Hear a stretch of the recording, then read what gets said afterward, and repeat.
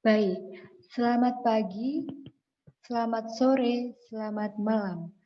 Assalamualaikum warahmatullahi wabarakatuh. Salam sejahtera untuk kita semuanya.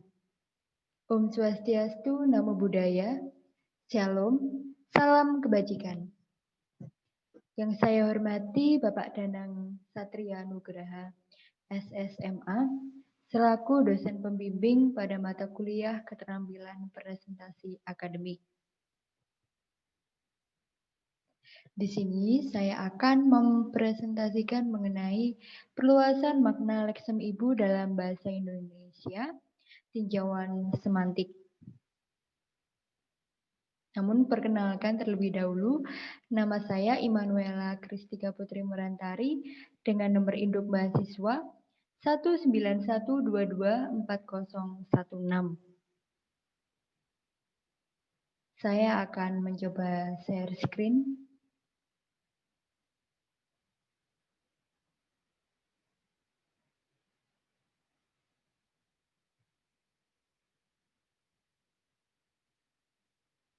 Baik, saya akan menyampaikan pokok-pokok presentasi pada kesempatan kali ini.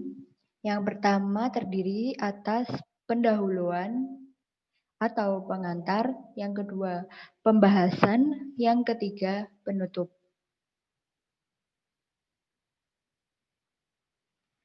Baik, kita akan memasuki pokok presentasi yang pertama mengenai pendahuluan.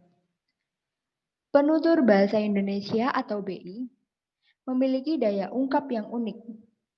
Keunikan tersebut ditandai oleh kemampuan menciptakan variasi konstruksi idiomatis. Metode penelitian yang saya gunakan, yang pertama, pengumpulan data. Kedua, analisis data. Ketiga, penyajian analisis data. Pokok-pokok pembahasan pada kesempatan kali ini terdapat 3 bagian. Yang pertama, mengenai konstruksi idiomatis. Kedua, makna literal dan makna perluasan leksem ibu. Yang ketiga, jejaring semantis leksem ibu. Pokok pembahasan yang pertama yaitu mengenai konstruksi idiomatis. Apa yang dimaksud dengan konstruksi idiomatis? Konstruksi idiomatis adalah konstruksi-konstruksi yang memiliki kekhasan makna. Makna yang ada hanya karena bersama yang lain, dan maknanya tidak sama dengan gabungan makna anggota-anggotanya. Konstruksi idiomatis leksem ibu terdiri atas 3 jenis pola. Pola yang pertama yaitu X plus N, pola yang kedua yaitu X plus V, pola yang ketiga yaitu X plus N plus N.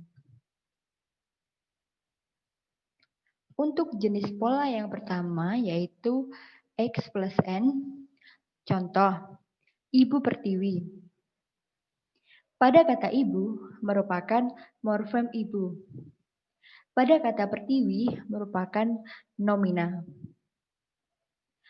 Pada kata ibu pertiwi memiliki makna yang berkembang dari ranah literal menuju ranah perluasan, yakni dari makna wanita yang telah melahirkan seseorang anak berkembang menjadi tanah kelahiran bangsa.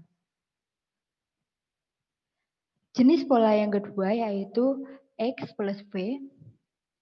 Contoh, ibu sambung. Pada kata ibu merupakan morfem ibu dan pada kata sambung merupakan verba. Bentuk konstruksi ibu sambung bermakna wanita yang menjadi orang tua resmi karena tata norma sosial dan agama. Jenis pola yang ketiga yaitu X plus N plus N. Contoh, Ibu suri kerajaan. Pada kata ibu merupakan morfem ibu, pada kata suri merupakan nomina, pada kata kerajaan merupakan nomina. Pada konstruksi kata ibu suri kerajaan bermakna wanita yang menjadi istri raja. Pokok pembahasan yang kedua yaitu mengenai makna literal dan makna perluasan leksem ibu. Makna literal leksem ibu adalah wanita yang telah melahirkan seseorang anak. Makna tersebut hadir ketika leksem ibu berada sebagai konstituen konstruksi yang tidak bersifat idiomatis. Makna perluasan leksem ibu terdapat 4 jenis makna perluasan. Yang pertama, yang utama di antara beberapa hal lain. Yang kedua, bagian yang pokok. Ketiga, sapaan taksim untuk wanita yang sudah atau belum bersuami. Yang keempat, peran pengganti keibuan. Baik, akan kita bahas bersama mengenai 4 makna tersebut. Makna yang pertama, yang utama di antara beberapa hal lain. Misalnya, pada kata ibu kota, yang bermakna kota yang utama di antara beberapa kota lain. Contoh kalimat, penataan taman di ibu kota Jakarta sangat teratur. Makna yang kedua, bagian yang pokok. Misalnya pada kata ibu jari yang bermakna bagian jari yang pokok. Contoh kalimat, ibu jarinya tergores pisau dapur. Makna yang ketiga, yaitu sapaan taksim untuk wanita yang sudah atau belum bersuami. Misalnya pada kata ibu negara yang bermakna wanita yang menjadi istri kepala negara atau presiden. Contoh kalimat, Mas, ternyata ibu negara juga hadir di sini. Makna yang keempat yaitu peran pengganti keibuan. Misalnya, ibu susu yang bermakna wanita pengganti peran keibuan dalam menyusui. Contoh kalimat, tidak semua wanita mau menjadi ibu susu. Pokok pembahasan yang ketiga yaitu jejaring semantis. Apa yang dimaksud dengan jejaring semantis? Jejaring semantis didefinisikan sebagai sebuah bagan ilustrasi yang menggambarkan mengenai perluasan makna sebuah leksem. Penyusunannya didasarkan pada sebaran makna perluasan yang dihasilkan oleh leksem ibu. Nah, berikut ini merupakan jejaring semantis. Jejaring semantis dapat dilihat pada share screen saya. Dan pada jejaring semantis ini terdapat kalimat yang menyatakan sebagai berikut. Wanita yang telah melahirkan seorang anak. Kalimat tersebut yaitu merupakan makna perluasan leksem ibu. Dan terdapat 4 jenis makna perluasan leksem ibu. Yang pertama, yang utama di antara beberapa hal lain. Yang kedua, bagian yang pokok. Ketiga, sapaan taksim bagi wanita yang sudah atau belum bersuami. Yang keempat, pengganti peran keibuan. Baik, kesimpulan. Kesimpulan yang dapat saya ambil dari poin-poin pembahasan pada awal tadi, saya mengambil 4 kesimpulan. Yang pertama mengenai perluasan makna leksem ibu dalam bahasa Indonesia dapat dideskripsikan melalui 3 bagian. Yang pertama, konstruksi idiomatis.